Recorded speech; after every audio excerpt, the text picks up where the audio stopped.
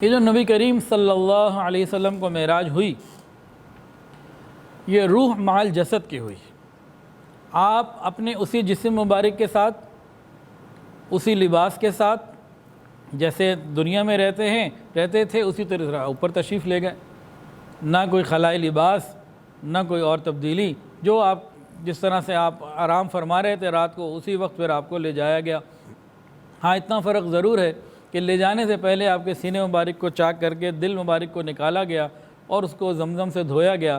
اصل میں نماز پڑھنے سے پہلے انسان وضو کرتا ہے نا، تو اللہ رب العزت کی بارگاہ میں حاضری تھی تو یہ دل کا وضو اللہ نے پہلے ہی کروا دیا، اور دل کا وضو کروا کے پھر اپنے پاس بلایا۔ اب نبی علیہ الصلوۃ والسلام نے صبح اس کا ذکر ام ہانی رضی اللہ تعالیٰ عنہ سے کیا۔ انہوں نے کہا کسی کو نہ بتائیے گا، لوگ نہیں مانیں گے۔ نبی علیہ الصلوۃ والسلام نے تو خیر ایک واقعہ تھا، اللہ کی نعمت تھی، اور اس نعمت کو کفار مکہ کے سامنے کھول کے بیان کیا۔ اور جب واپس آئے ہیں تو بستر گرم ہے، تھوڑی سا رات کا تھوڑا سا وقت گزرا ہے اور آپ کا جانا آنا، ساتوں آسمانوں کی سیر، جنت جہنم کی سیر، اللہ رب العزت سے ملاقات اور بیت المقدس میں انبیاء کی امامت، سارے کام ہو گئے۔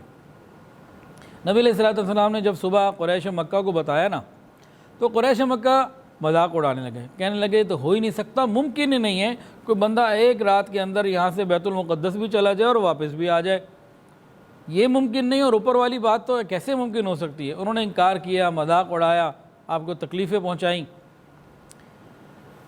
بعض لوگ کہتے ہیں کہ یہ جو معراج کا واقعہ ہے یہ جسمانی نہیں ہے، جسم کے ساتھ نہیں ہے۔ تو بھائی اگر نبی علیہ السلام کفار مکہ کو یہ کہتے کہ میں نے خواب میں دیکھا تو کون اعتراض کرتا؟ کوئی بھی خواب میں تو کوئی بھی کہہ سکتا ہے جی میں گیا اوپر، میں نے جنت دیکھی، خواب میں میں نے آسمانوں کو دیکھا، تو وہ تو اس کی بات کچھ اور ہے۔ ان کو اعتراض اسی بات پہ تھا کہ بھئی اتنے کم وقت میں کون آنا جانا کر سکتا ہے۔ کفار مکہ نے ایک تو نبی علیہ الصلوۃ والسلام پہ سوالات کی بوچھاڑ کر دی، بہت سارے سوالات کیے، آپ نے کیا دیکھا؟ پھر جو بیت المقدس گئے ہوئے تھے کفار مکہ کے لوگ، انہوں نے کہا اچھا آپ بتائیں وہاں کے دروازے کیسے تھے، فلاں نشانی کیسے تھی، فلاں نشانی کیسے تھی۔ اب دیکھیں بادشاہی مسجد جو لاہور میں رہنے والے ہیں انہوں نے دیکھی ہوگی، شاہ فیصل مسجد اسلام آباد والوں نے دیکھی ہوگی یا جنہوں نے دیکھی ہوگی، اسی طرح جو حج عمرے پہ گئے ہیں انہوں نے مسجد نبوی شریف بھی دیکھی ہوگی اور مسجد حرام بھی۔ اب ان سے پوچھا جائے دروازے کتنے ہیں، کتنے پلر ہیں، گھڑیاں کیا لگی ہیں اور کہاں کیا ہے، کسی کو بھی نہیں کچھ پتہ ہوگا۔ یہ تو بڑی بڑی مساجد ہیں، ہم عام جس مسجد میں جاتے ہیں جہاں 1000 2000 نمازی ہوں، وہاں کی بھی ترتیب یہ ہے کہ ہم وہاں جا کے تھوڑی چیک کرتے ہیں کہ دروازے کا سائز اتنا ہے، فلاں ہے فلاں ہے، ایسا تو نہیں ہوتا۔ تو نبی علیہ الصلوۃ والسلام تو تھوڑی دیر کے لیے تشریف لے گئے تھے، نماز پڑھا کے اوپر تشریف لے گئے۔ نبی علیہ السلام فرماتے ہیں کہ مجھے ایک حیرانگی ہوئی، پریشانی ہوئی کہ بھئی ان کو کیا جواب میں دوں، تو اللہ رب العزت نے سارے پردے کھول دیے، ہٹا دیے، اور بیت المقدس کو آپ کے بالکل سامنے کر دیا۔ کفار پوچھتے جاتے آپ جواب دیکھ کے دیتے جاتے، انہیں کچھ نہیں پتا۔ نبی علیہ السلام کے سامنے اللہ نے بیت المقدس کو قریب کر دیا، کھول دیا، وہ جو سوال پوچھتے آپ وہاں سے دیکھ کے نشانیاں بتاتے جاتے۔ اب سارے چپ ہو گئے، کہنے لگے اچھا پھر راستے میں کوئی آپ نے کسی کو دیکھا، کچھ ملا؟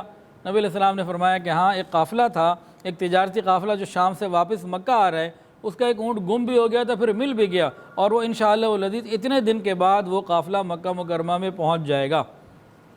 تو کفار نے کہا ہم انتظار کرتے ہیں اور دیکھتے ہیں کہ بھئی وہ قافلہ اس موقع پہ آتا ہے کہ نہیں آتا۔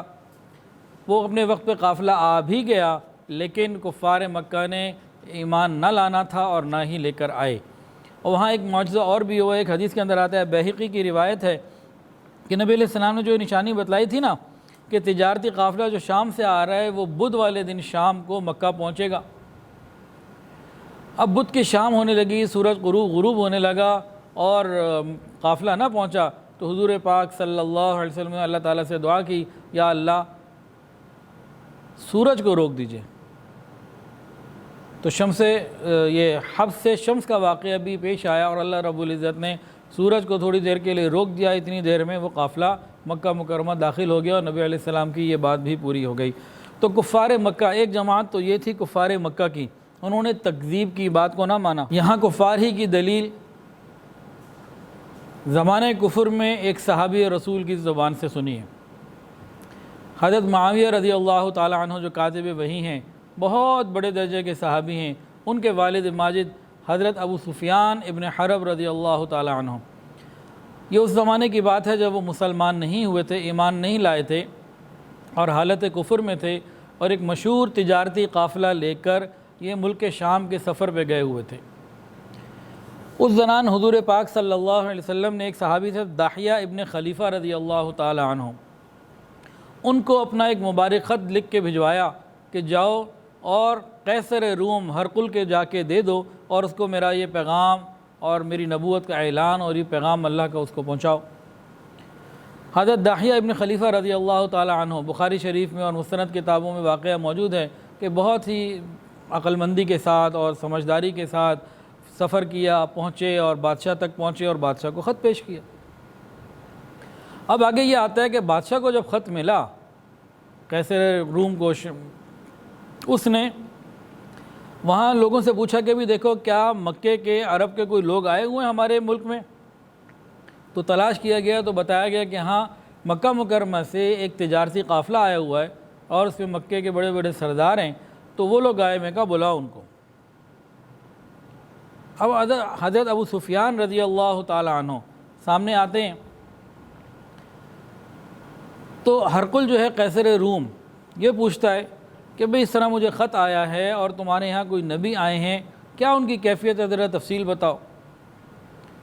تو اس وقت مسلمان نہیں تھے، کہنے لگے، یہ ان کی سوچ سنیے، اس زمانے کا کافر بھی جھوٹ بولنے سے ڈرتا تھا، ہم تو مسلمان ہو کے بھی ڈٹ کے جھوٹ بولتے ہیں اور اتنا جھوٹ بولتے ہیں کہ لوگ اس کو سچ ماننے لگیں، اور یہ میڈیا کا تو کام ہی ہے، یہ جھوٹ ہی جھوٹ، جھوٹ ہی جھوٹ، اتنا پروپیگنڈا کر دیتے ہیں کہ سچ اور جھوٹ کا پتہ ہی نہیں چلتا۔ حضرت ابو سفیان رضی اللہ تعالیٰ عنہ باوجود یہ کہ اس وقت مسلمان نہ تھے، کافر تھے، آپ نے کیا فرمایا؟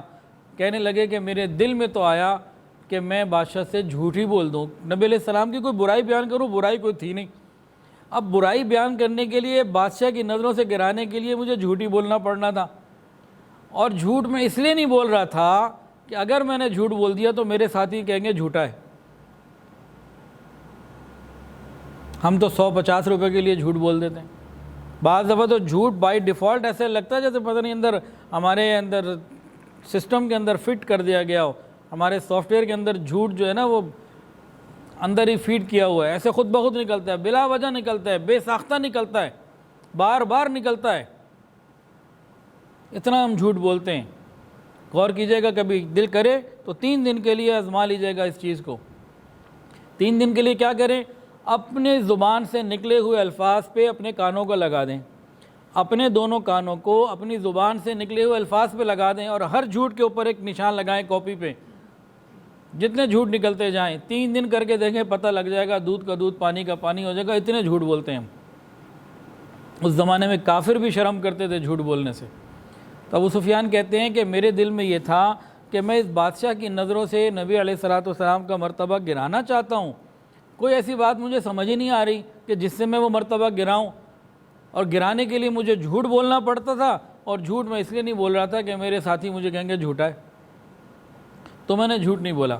کہتے سوچ کے جو ہے نا پھر مجھے خیال آیا، میں نے کہا اچھا میں اس بادشاہ کو نا معراج کا واقعہ بیان کرتا ہوں۔ جب میں کہوں گا معراج کا واقعہ، ایک رات میں ایک آدمی اتنا لمبا سفر سب کچھ کر کے آ گیا، تو بادشاہ خود ہی کہے گا یہ تو جھوٹا آدمی ہے۔ تو ابو سفیان رضی اللہ تعالیٰ عنہ نے، جو سب مسلمان نہ تھے، اس ساری سوچ کو سامنے رکھتے ہوئے قیصر روم ہرقل کو کہا کہ بھئی وہ تو یہ کہتے ہیں، اب آپ خود ہی سوچ لیں، اس کی تحقیق کر لیں۔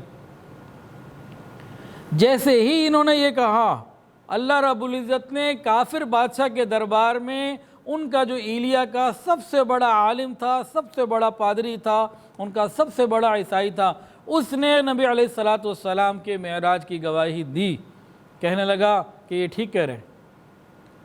اب قیصر روم حیران پریشان، آپ یہ کیسے کہہ سکتے ہیں، کیوں کہہ سکتے ہیں، کیا ہوا؟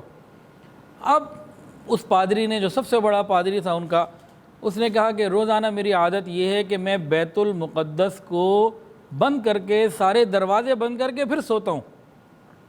ابھی جس رات کا یہ بتا رہے ہیں، اس رات یہ ہوا کہ میں نے سارے دروازے بند کر دیے، جو صدر دروازہ تھا، بڑا دروازہ مسجد کا، وہ کھلا رہا، میں نے کوشش کی بند کرنے کی، نہ ہوا، میں نے اپنے ساتھیوں کو بلایا، انہوں نے خوب اس کو زور لگایا، بڑی جان لگائی، ہمیں لگ رہا تھا کہ وہ پہاڑ ہے، کوئی دروازہ نہیں ہے، ان سے بھی بند نہ ہوا۔ پھر میں نے کاریگروں کو بلایا، بڑھئی کو بلایا، اوروں کو بلایا کہ بھئی اس کو بند کرو۔ تو سب نے کوششیں کر لی اور اپنے ساری ٹرکس آزما لی، دروازہ بند نہ ہوا۔